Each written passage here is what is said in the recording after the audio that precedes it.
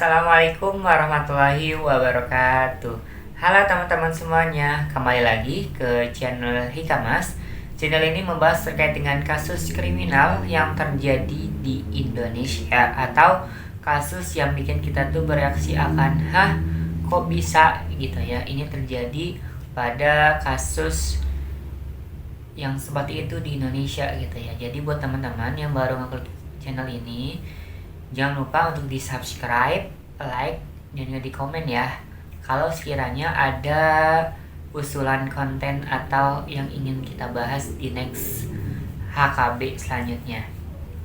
Kali ini kita akan membahas terkait dengan seorang pemuda, yakni seseorang yang tidak dipinjamkan uang sampai dengan sakit hati dan membunuh dari kakaknya sendiri di daerah Kediri, Jawa Timur.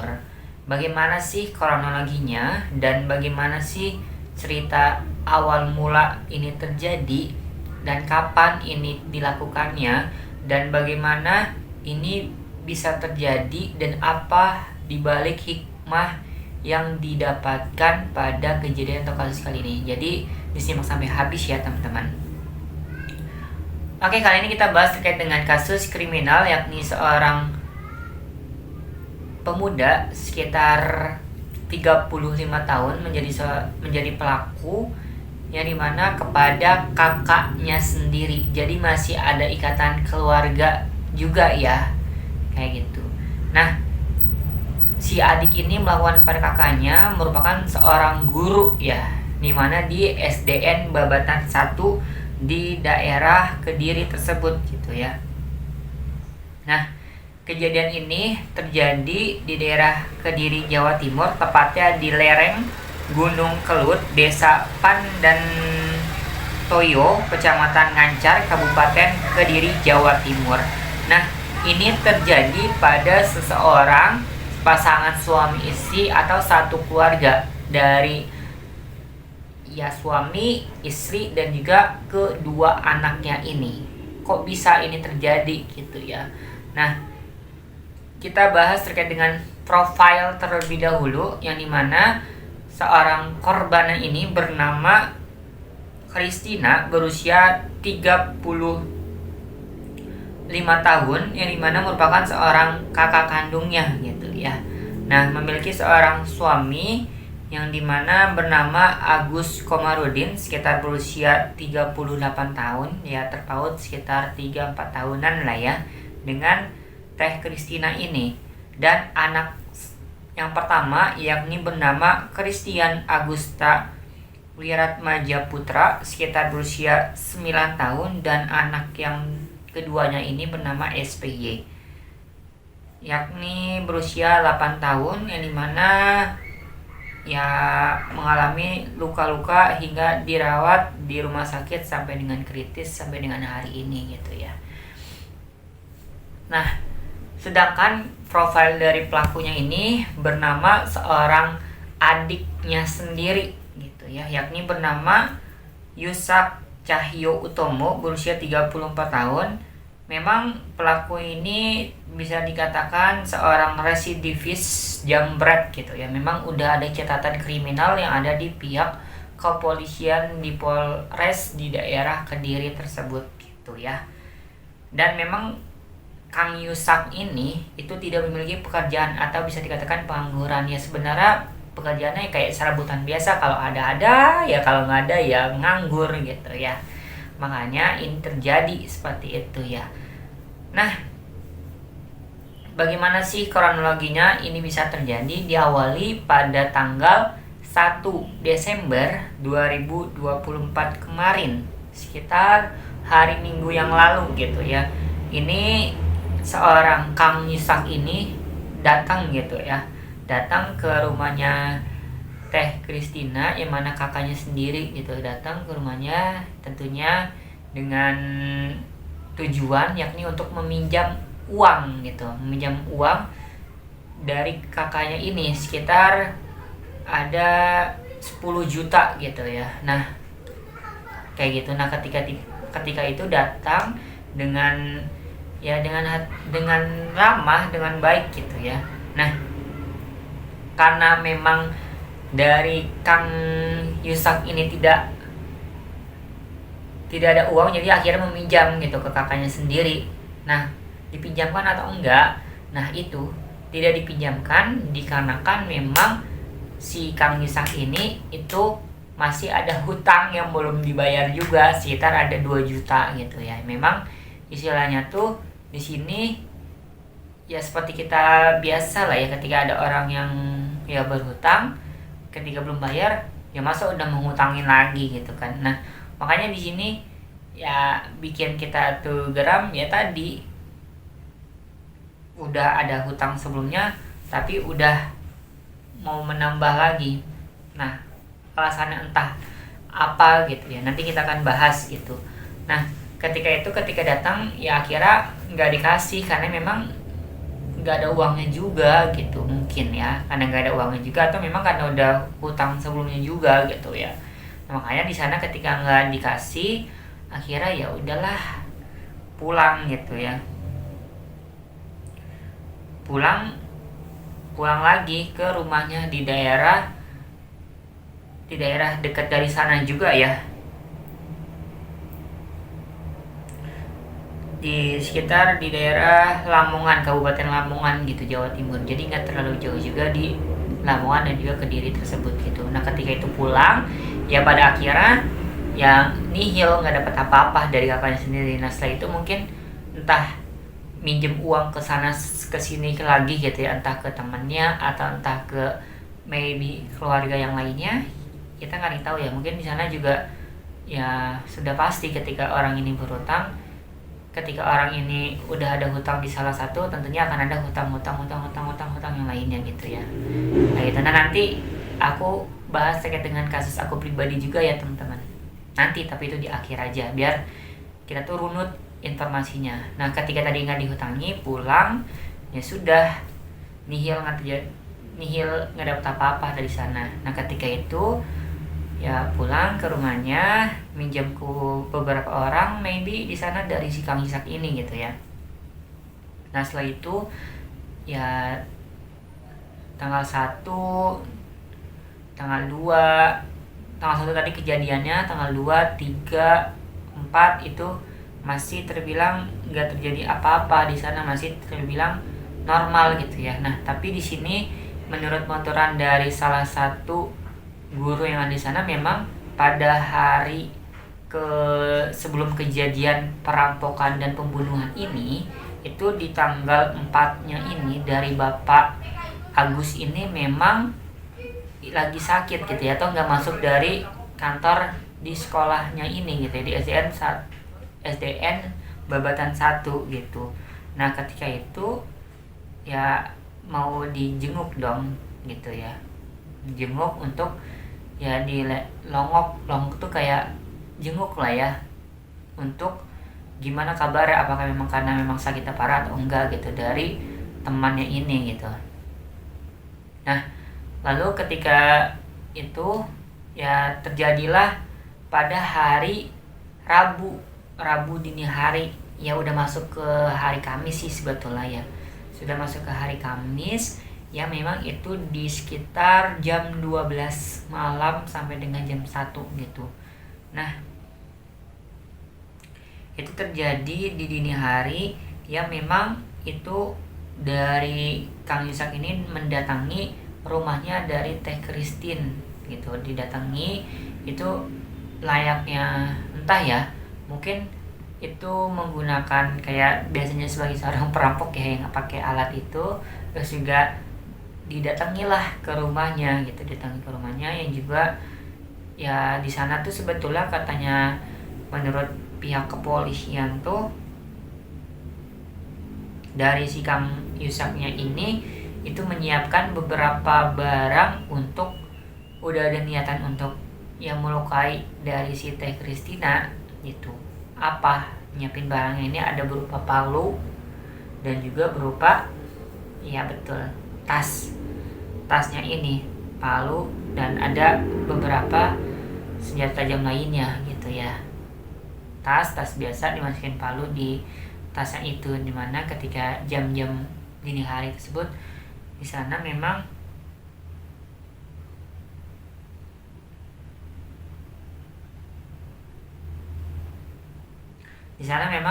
dari ininya ya, dari Teh Christine memang itu ya ini ya, akhirnya kayak dari si Kang Yusaknya ini memang datang ke rumahnya, lalu ketika itu ya ini dong kayak tanpa diketahui gitu ya, dimana kayak ya apa yang namanya mengendap-mengendap gitu ya, agar tidak ketahui identitasnya bahwa memang itu lagi ke rumahnya dari Teh Christine. Nah ketika itu akhirnya berpapasan dong di sana, kayak lihat dari Teh Christine ini ingin ya lagi di dalam rumah juga, ingin istilahnya tuh kalau yang aku baca sih katanya mau nyuci gitu ya, gitu mungkin memang aktivitas nyucinya sekitar jam tersebut, jam segitu lah ya. Nah ketika ingin nyuci akhirnya ketemu sama si Kang Yusak ini ya, akhirnya di sana mungkin karena memang udah sakit hati, udah kesal karena tidak berikan uang tadi, dan juga ada sakit hati yang lain katanya juga. Menurut penuturan yang disampaikan oleh pihak polisian itu bahwasanya Kang Yusak ini sakit hati karena memang orang tuanya ini itu melarang bapaknya sendiri itu untuk menikah lagi gitu ya. Bapaknya ini berarti ya kita bisa dikatakan orang tua dari kedua orang ini, Teh Christine sama si Kang Yusak gitu. Dilarang karena memang ya udah tua juga, udahlah nggak usah lah gitu ya. Jadi Teh Christine menyampaikan kayak gitu, jadi kayak udah tua udah nggak apa-apa, nggak usah lah gitu. Jadi buat apa juga di sana gitu. Nah akhirnya ya ditolak ya, makanya dari sana sakit hati juga. Makanya dari sana tepat pada tanggal tadi di hari Rabu malam atau Rabu dini hari, di hari Kamis pagi gitu ya bisa dikatakan, itu ya tadi terjadi hal seperti itu, sakit hati. Dan juga akhirnya ketika dari Teh Christine ini entah lagi ngambil pakaiannya untuk nyuci ya, karena dari udah megang persiapan palu tadi, di ini ya dipukul di bagian tubuhnya dari Teh Christine, entah di bagian punggungnya atau di bagian apanya gitu, akhirnya kayak sampai dengan pingsan. Nah mungkin di sana itu ada teriakan juga untuk menyelamatkan diri gitu ya, menyelamatkan diri dari Teh Christine ini gitu ya, kayak tolong gitu. Jadi kayak minta tolong atau minta pun kayak teriak gitu ya, kayak ya ini sebenarnya aku instruksikan sebagai agamaku Islam gitu ya, kayak astagfirullahaladzim, hei kamu ngapain, hei istighfar, astagfirullahaladzim, hei jangan. Nah tuh akhirnya kayak meninggoy di sana gitu ya, maksudnya tuh kayak dipukul akhirnya pingsan di sana. Nah ketika di sana memang ya dari suaminya ini yakni Kang Agus itu ya, memang itu sempat mendengar ada suara teriakan dari ya istrinya sendiri, yang pada akhirnya keluar di sana kayak kaget dong, shock. Akhirnya di sana ya datangin, dan ya mau gak mau kena juga dong, akhirnya kayak ingin menyelamatkan diri mungkin di sana karena udah sakit hatinya udah benar-benar sakit banget ya, benar-benar mendalam ya, akhirnya dibunuh juga dari si suaminya ini Kang Agus gitu ya, yang mana akhirnya tergeletak jatuh. Dan mau gak mau itu anaknya juga terkena gitu ya, tadi anak pertama sekitar berusia 9 tahunan gitu ya, tadi bernama Teh atau Kang Christian gitu, dimana dia meninggal di dunia. Dan juga di sana mungkin dari adiknya dari Kang Christian ini SPY gitu ya, itu juga ya ingin dibunuh, tapi alhamdulillahnya sih katanya sampai dengan kritis gitu ya, sampai dengan kayak ya masih bisa dirawat lah ya di rumah sakit gitu sampai dengan hari ini juga gitu. Nah kayak gitu, jadi akhirnya ya dari sana ya terjadi awalnya ingin perampokan, tapi akhirnya sampai dengan meninggal atau terjadi hal pembunuhan kepada kedua orang ini, baik dari suami istri dan juga anaknya ini gitu ya. Lalu ketika udah usai melakukan, nah mungkin di sana memang anaknya ini ya sampai dengan krisis dan juga sampai dengan di ini ya, untungnya ada keluarga juga yang langsung cepat untuk, mungkin dari sana dari SPY ini anaknya ini memang ya entah hanya pingsan aja atau memang entah karena memang ini berpura-pura untuk ya meninggal gitu ya, akhirnya ya di akhirnya kayak nggak diapa-apain lagi dong, jadi kayak aman. Jadi kayak mungkin di sana udah ada feeling kali ya dari orangnya ini, dari adiknya ini yang memang dari anak keduanya ini gitu ya. Akhirnya dari sana si Kang Yusak ini itu benar-benar ngambil beberapa barang, dimulai dari handphone, juga ada mobil Avanza yang memang itu parkir di depan. Menurut penuturan dari salah satu warga juga katanya udah hilang, tidak ada. Nah kemungkinan itu diambil sama si terduga pelaku ini, si Kang Yusak gitu. Nah dari sana ketika itu udah terjadi pembunuhan, meninggal, awalnya memang pingsan, akhirnya di kesal akhirnya meninggal dunia ketiga orang ini, kecuali dari anak ini hingga kritis dan dirawat sampai dengan hari ini gitu. Nah lalu ketika itu udah gitu ya, ambillah beberapa barang berharga, handphone, perhiasan, entah mobil juga di sana gitu. Ya udah akhirnya ketika itu udah terjadi ya akhirnya kabur dong untuk menikmati dari barang untuk dijual gitu ya, karena memang udah kesal juga nggak dikasih uang 10 juta tadi. Nah, akhirnya di sana ya sekitar jam 5 pagi gitu ya katanya teh, berarti sekitar ada 3-4 jaman melakukan hal seperti itu gitu. Tapi sebenarnya aku kurang tepat tahu waktunya itu dini harinya jam berapa, ada kemungkinan sekitar jam 3 atau jam 2 gitu ya, nggak mungkin jam 12 gitu. Nah makanya di sana jam 5 itu ya melarikan diri ngambil beberapa barang tadi gitu ya. Alhamdulillahnya sih nggak ada sampai 24 jam di tanggal 5-nya ini, di hari Kamis gitu ya, itu langsung ditangkap dari si Kang Yusaknya ini. Memang itu berada di daerah Kabupaten Lamongan gitu ya, ditangkapnya di Kamis 5 Desember 2024 kemarin gitu. Dan dari sana itu ya akhirnya ya setelah melakukan eksekusi tadi, dari beberapa warga yang juga disampaikan oleh Bapak Karsiman sekitar berusia 71 tahun dan ada Ibu Minatun, itu memang jam 10 itu datang ke lokasi kejadian yang dimana itu ya terjadi hal perampokan dan juga pembunuhan. Itu udah ada mayat yang terkapar di sana itu dari ketiga orang ini, dan juga anak ini memang langsung dilarikan ke rumah sakit gitu ya. Nah ketika di sana itu ya tadi polisi akhirnya ngejar pelaku di mana lokasi tempat dia tinggal, akhirnya ketemu di daerah Lamongan gitu. Di Lamongan akhirnya ditangkap ya betul bahwasanya kronologinya ini tadi memang itu dilandaskan akan sakit hati karena memang tidak diberikan uang, dan juga ada beberapa kekesalan yang lainnya kayak tadi dilarang ayahnya ini untuk ya nikah lagi, dan ada kekesalan hal-hal lainnya gitu ya. Memang itu terjadi pada Kang Yusak kepada kakaknya ini gitu. Nah makanya dari sana itu ya udah ditangkap. Nah menurut dari penuturan polisi, dari Kang Yusak ini dikenakan dengan pasal berlapis juga ya, dimana pasal 340 KUHP akan pembunuhan berencana dengan ancaman pidana paling maksimal hukuman mati gitu ya. Ya teman-teman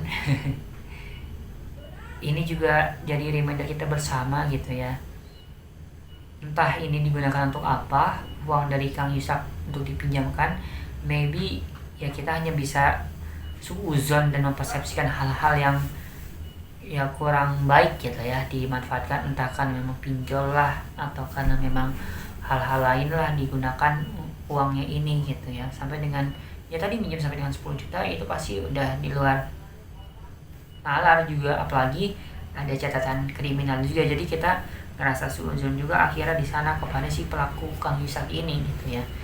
Nah, memang ini menjadi reminder dan juga sebagai pelajaran kita bersama gitu ya. Nah, kemarin tuh beberapa hari yang lalu juga aku melihat salah satu temanku yang juga itu memang temannya gitu ya. Temanku punya teman, dia ini ada hutang ada sekitar 1 juta atau 2 juta gitu ya, dimana itu akhirnya kayak di ini kan dipinjemin di sana. Nah, itu ada hutang temannya ini kepada temanku itu. Nah, itu sampai dengan dibikin SW gitu ya, kayak gua tuh kesel sama lo tuh kayak kok bisa tenang ini kok bisa setenang itu ya udah punya hutang gitu ya. Nah, ini makanya apa ya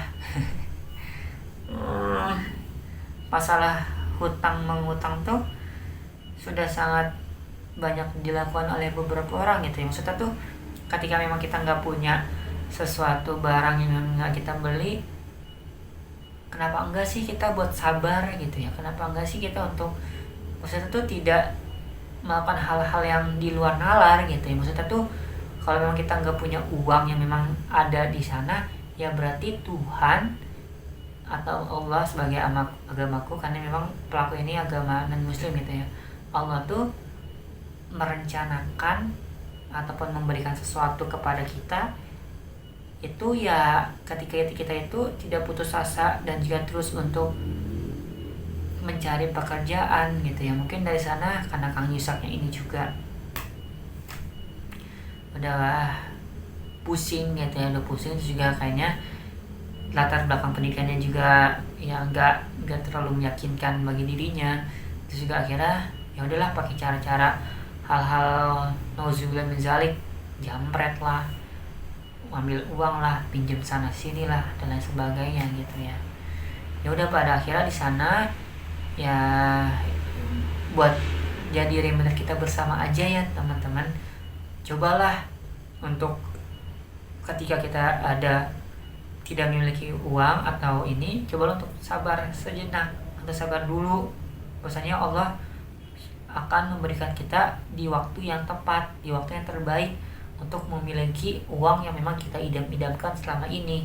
Misalkan 10 juta lah, 2 juta lah atau berapa, dan coba untuk tidak untuk ya hutang-hutang gitu ya. Pasti ketika aku nih dihutangi sama seseorang, karena kita juga ada hal-hal butuh yang kita ingin lakukan, yang ingin kebutuhan kita sehari-hari, ya masa sih kita pinjamkan di sana gitu ya.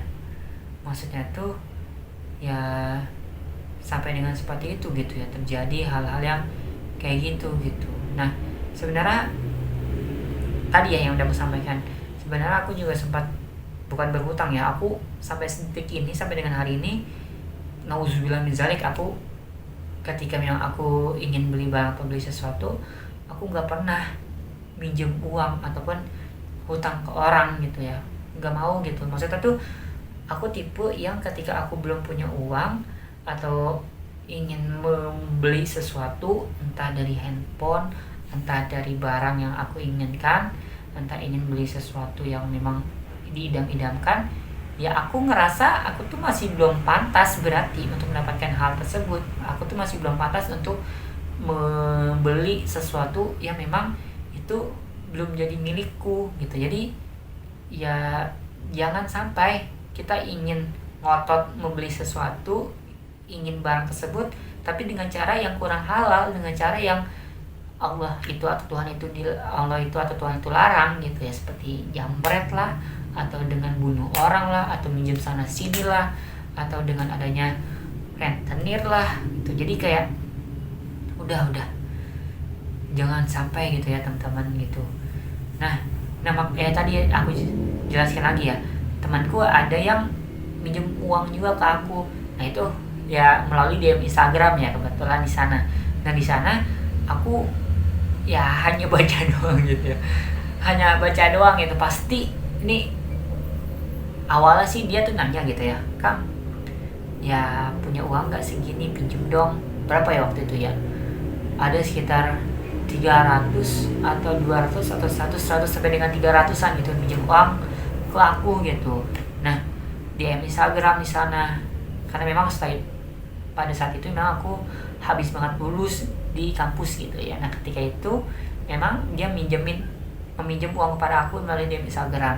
Nah akhirnya di sana cuma aku baca doang dong, kayak enggak deh, maksudnya tuh ini aku bukan suzon atau bukan kayak nggak mau meminjamkan ya, atau pelit atau seperti apa. Tapi yang pasti memang saat itu kejadian itu memang aku lagi nggak ada uang sama sekali gitu ya. Aku buat kebutuhan aja masih kurang istilahnya gitu ya saat itu. Nah apalagi buat meminjamkan gitu, nggak ada. Malah kan ya nggak ada uang sampai dengan 300.000 atau sampai dengan 100 ribuan gitu di bawah di sana gitu ya. Nah makanya di sana hanya aku baca doang gitu. Nah 2 kali gitu dia pinjam gitu. Nah akhirnya ketika di sana ya akhirnya cuman di ini doang ya, aku cuman nge-read ketika itu ya, aku nggak ini kan nggak gubris chatnya. Akhirnya dia tuh hapus chatnya tersebut gitu ya. Sebenarnya tuh kayak ingin banget aku nge-screenshot dan ngasih tahu gitu ya, maksudnya bukan ngasih tahu ke dunia, tapi kayak ini salah satu kejadian gitu ya. Tapi ya nggak sampai lah, aku nggak seburuk, nggak sekejam itu ya. Ketika orang minjem uang ya nggak apa-apa gitu ya. Nah makanya dari sana itu ya aku nggak meminjamkan karena memang lagi nggak ada juga gitu ya. Dan juga karena memang persepsiku, ini persepsiku juga ya, ketika ada orang yang minjam dan kita kasih, itu aku yakin orang itu akan minjam ke episode selanjutnya gitu ya. Kayak ketika ini udah kita minjamkan nanti dibayar, nah pasti di lain kesempatan atau di hari berikutnya atau di pekan selanjutnya akan seperti itu juga, akan minjam juga. Jadi kalau misalkan aku di posisi tersebut, memang ya pasti ketika ada orang minjam, udahlah kita sedekah aja gitu. Udah kita kasih, nih aku ada uang segini, udah sok nggak apa-apa buat kamu aja, udah lo aja. Pasti di sana nih kita kayak udah nggak apa-apa buat lo aja, buat kamu aja, aku ikhlas gitu memberikan ke kamu gitu ya. Nah pasti di sana orang ini tuh kayak ngerasa nggak mau meminjamkan lagi kan, maksudnya nggak mau meminjamkan tapi nggak mau pinjam uang lagi kepada aku sendiri gitu ya. Akhirnya kayak wah dia ternyata ikhlas, jadi kayak wah aku ngerasa ini pasti nanti dia nggak akan ngasih lagi gitu ya. Jadi ya akhirnya pinjam ke sana sini lagi, belok ke teman yang lain lagi gitu ya, pasti di sana gitu, aku yakin. Nah, makanya ketika kita memang ada teman yang dihutang atau ada chat tadi yang seperti aku, udah nggak apa-apa kita kasih aja, udah kita sedekahin aja, kita adanya 50.000 sok nggak apa-apa kasih aja ke dia gitu. Tapi memang karena memang saat itu kejadian itu memang aku lagi butuh untuk kebutuhan sehari-hari ya, makanya aku nggak kasih gitu ya. Ini memang lagi nggak ada juga di sana, lagi kurang juga uang dari aku. Dan juga memang aku belum punya penghasilan tetap juga saat itu, dan itu memang dari orang tua juga di sana gitu ya. Alhamdulillah sih saat ini alhamdulillah dapat pekerjaan juga yang akhirnya aku bisa untuk ya bayar ya kos-kosan, untuk bayar sehari-hari, nggak merepotkan orang tua lagi gitu ya, alhamdulillah di sana setelah lulus dari kampus. Oke, makasih banyak teman-teman yang sudah mendengarkan celotehan aku ini, para bestie aku. Di sini kita sebutannya bestie aja lah ya, biar kita tuh akrab untuk menyampaikan dari kasus kriminal ini. Walaupun ini memang sangat kejam, sangat keji sampai dengan membunuh dari kejadian tadi, tapi kita di sini lebih akrab aja dengan kata bestie ya, biar kita tuh lebih jadi erat hubungan kita bersamanya gitu ya. Jangan lupa untuk teman-teman jangan lupa di subscribe, like, dan komen. Terima kasih banyak teman-teman yang sudah nonton video ini. Jangan lupa untuk mengambil banyak hikmah, banyak makna dan pelajaran pada kejadian atau pada kasus kali ini.